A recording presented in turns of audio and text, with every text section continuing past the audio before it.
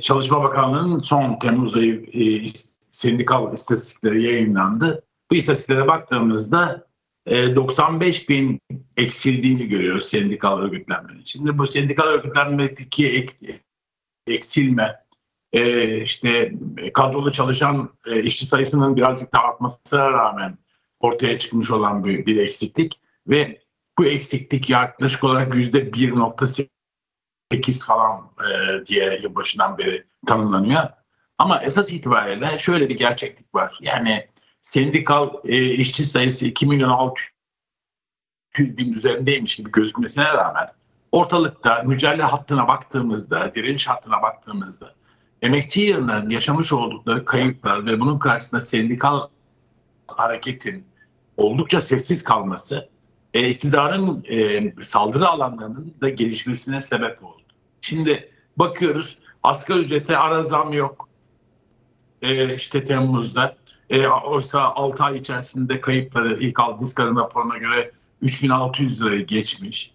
Yani insanlar açlık sınırının neredeyse 1/3 düzeyinde, yarısı düzeyinde bir maaşa talim eder duruma gelmiş. Ama mesela Türk İş Başkanı çıkıp kalkıp diyor ki sendikalı işletmelerde asgari ücret yok diyor. Yani bu asgari ücret yok ama asgari ücreti komşu olan %5, %7 üzerinde olan bir takım ücretler sendikalı işlerinde de var. Al işte kamu işletmelerindeki işçileri dikkate aldığımız yaklaşık olarak 34 bin lira civarında ortalama ikramiyeyle birlikte hesaplandığında maaşlara sahipler. Şimdi bunun üzerine toplu iş sözleşmesi adı altında bir oyun çevriliyor ve 7 aydır da imzalanmayan bir toplu iş sözleşmesinde işçileri yaklaşık olarak kaybının 13 bin lirayı aştığını aylık olarak tanımlandığını görüyoruz.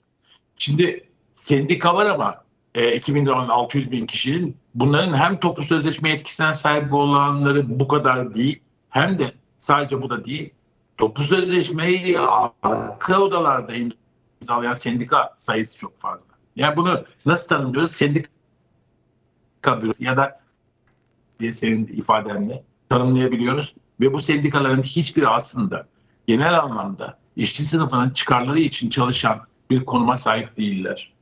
Bu konuma sahip olmadıkları için demin ifade ettiğim gibi toplu iş sözleşmeler kapalı odalarda imzalanıyor ve işçilere dayatılıyor. İşte bu son hatırlarsın belediye işçilerinin itirazlarına rağmen imzalanan toplu sözleşmeleri düşünün. Ya da kamu çerçeve protokolünde bir ara zam söz konusuydu. Talepleri vardı işçilerin daha öncesinde. Fakat ortaya çıktı ki bir ay kadar sonra işçiler direniş beklerlerken arka planda Türk İş Yöneticileri Çalışma Bakanlığı'yla bir çeşit sıfır zam üzerinden protokol imzalamış. Ve sadece Türk İş'e değil hak iş yöneticileri de. Evet. Ve işçilere dönüp şunu dediler.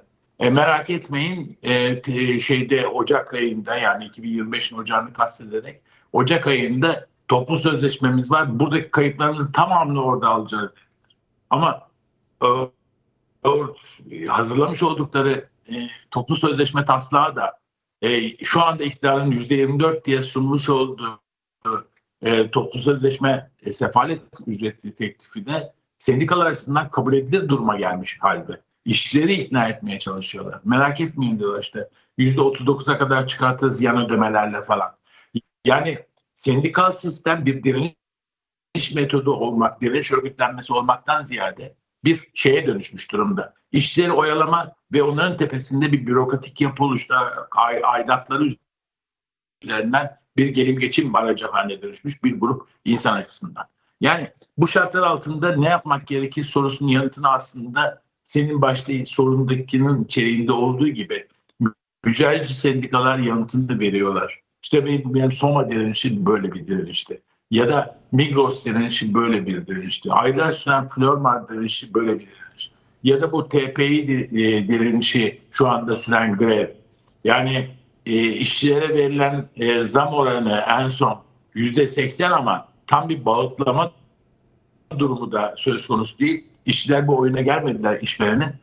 Yapılan oylamada büyük bir ezici çoğunlukla reddettiler işverenin teklifini. Ne diyorlar? %120 zam istiyoruz çünkü bizim hakkımız bu. Yıllardan beri var olan kayıplarımız bu.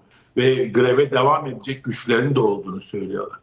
Demek ki işçilerin iradesi daha önem taşıyor. Yani Evet. dünyanın her yerinde sendikal bürokrasi var. Dünyanın her yerinde sarı sendikalar var. Ama işçiler bazı yerlerde, bazı anlarda sendikanın yönetimine rağmen direniş sürdürmeyi beceriyorlar ve sendika yönetimini de ilk fırsatta devirmeyi başarıyorlar. Yani Metal, buradan yola buna çıkarak örnek söylemek olarak gerekir ki Eval Ertuğrul, örnek olarak Metal İş Kolu'ndaki eylemleri hatırlayabiliriz değil mi? evet, Yani metal fırtına falan dendi, evet.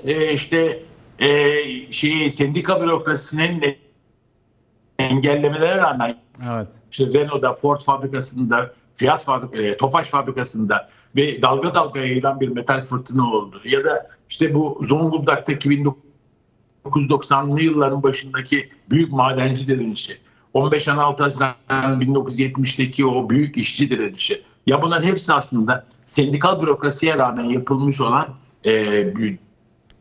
çok ciddi ve Türkiye'deki iş sınıfının direniş tarihinde önemli aşamaları ifade eden eylemlerdir. Ve bununla birlikte işçi sınıfı aslında bu rahleyi tedristen geçmiş olduğu gerçeğini düşündüğümüzde bu mücadele hattını kolaylıkla örebilir diye düşünüyorum. Ama diğer yandan da şöyle bir gerçeklik var. Hakikaten bir sendikalaşmanın önündeki tek engel sendika bürokrasisi değil. Yani sendika bürokrasisinin varlığı aslında işçilerin de aslında giderek zararına dönüşen bir hale girmiş durumda. Çünkü sendika aidatları sürekli artıyor ve işçiler bir süre sonra şey diyorlar, yani biz kendi başımıza olsak başımızın çaresine daha iyi bakarız Daha diye iyi düşünmeye bakabiliriz diyor. başlıyorlar. Ama diğer yandan da sendikal örgütlülük gerçekten de Türkiye'de çok zor. Çünkü anayasal bir hak olmasına rağmen sendikal örgütlüğün içerisine giren işçiler işten atılıyorlar. İşten Evet. atıldıklarında direnişe başlıyorlar. Direnişe başladıklarında anayasal hakları çiğnendiği için iktidarın işçilerin yanında durması gerekirken tam tersine Peki. tomalarını, polis ordusunu, jandarma ordusunu gönderiyor. İşte Akkuyu'daki 2 aydır ücretlerini alamayan işçilerin direniş karşısındaki jandarma tomalarının devreye girmesi bize aslında çok şey anlatıyor. Yani ortalıkta bir sermaye iktidarı var. Sermayenin bütün çıkarları için işçi sınıfının her tür çıkarını ezmeye hazır bir iktidar var. Peki. Ve bu yüzden de her tür direniş bu tür baskılarla karşı karşıya kalıyor.